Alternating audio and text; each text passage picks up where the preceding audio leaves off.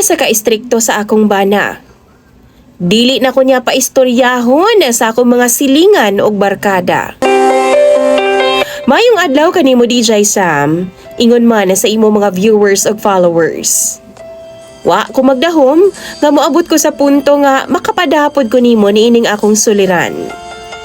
Abi na kog igo ra ko sa pagpaminaw ani imong programa online. Tawagan na lang ko o gapinpin. Ang akong suliran kabahin ni sa akong bana nga grabe jud kaayo ka strikto. Tawagon na lang pod nato siya sa pangalang Tintin. Actually DJ Sam, kani akong bana atong niaging panahon palahubog jud kaayo ni. As in bisyoso pa jud kaayo. Kung mabikil, magmaoy dayon. Miska nagbinyo na mi DJ Sam, maura gihapon iyang batasan. Hangtod nagkaanak na lang mig-usa, ang iyang pagkapalahubog nagpabilin gihapon. Pero dihang nagkasakit siya, as in naglubog gid siya DJ Sam, kaluoy sa Ginoo nawa ang iyang mga bisyo. Except lang ha sa sigarilyo. Karon naduha na ang among mga anak DJ Sam. Apan ang kapait lang, kay strikto kaayo siya pag abot sa akua. Di siya gusto DJ Sam nga mag-apil-apil ko og tapok sa akong mga friends or silingan.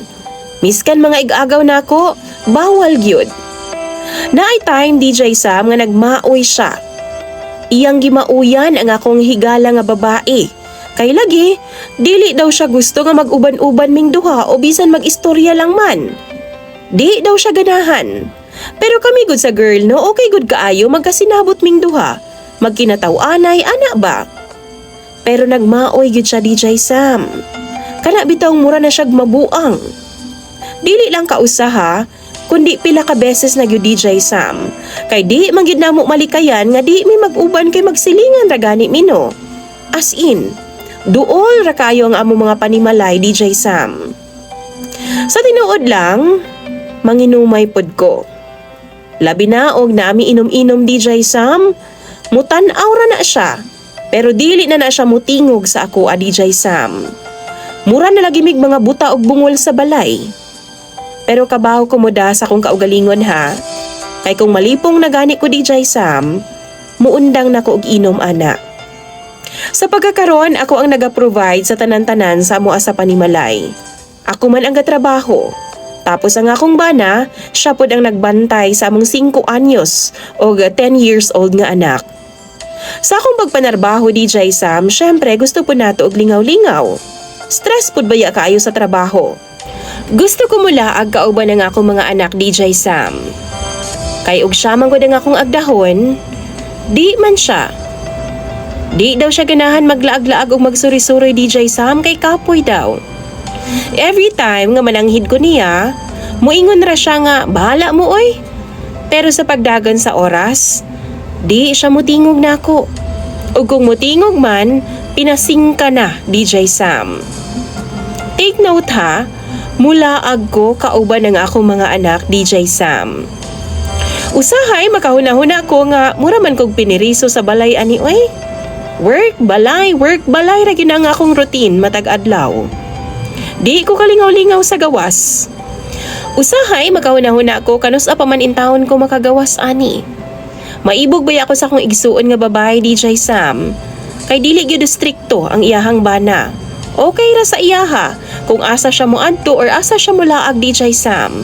Kumbaga, free kaayo ang akong ate.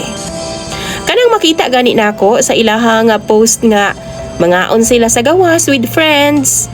Maibog kaayo ko ana DJ Sam. Kaya nga ko ang bana, o kung akong agdahon, nga mangaon mi sa gawas, moingon in town siya nga, unsa man daw kalainan sa gawas o sa balay ta mangaon, diri na lang ta sa balay mangaon, oy. Wapod ko'y mahimo ana DJ Sam. Makahilak na lang lagi ko sa akong sitwasyon sa tinuod lang, lami na gyud kaayo muling kawas DJ Sam. Gusto pod na akong ma-feel nga free pod ko sa kinabuhi, kauban na nga akong mga anak. Wa man ko ikasaway hinuon sa akong bana pag abot sa balay, kay labaw pa siya sa usa ka babae DJ Sam pag abot sa balay. Limpyo kaayo og hapsay. Kanilang gyud ang iyang kahigpit o kaistrikto sa ako ang problema. Ug kung istoryahan pod na ako siya sa akong rason, maglingog-lingog ra pod siya DJ Sam. Maunang mangayo kog tambag sa inyo ha mga viewers ni DJ Sam.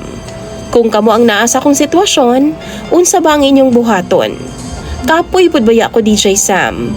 O gusto pud kaayo kong maglingaw-lingaw unta? Comment lang mo kung unsay angay na kong buhaton.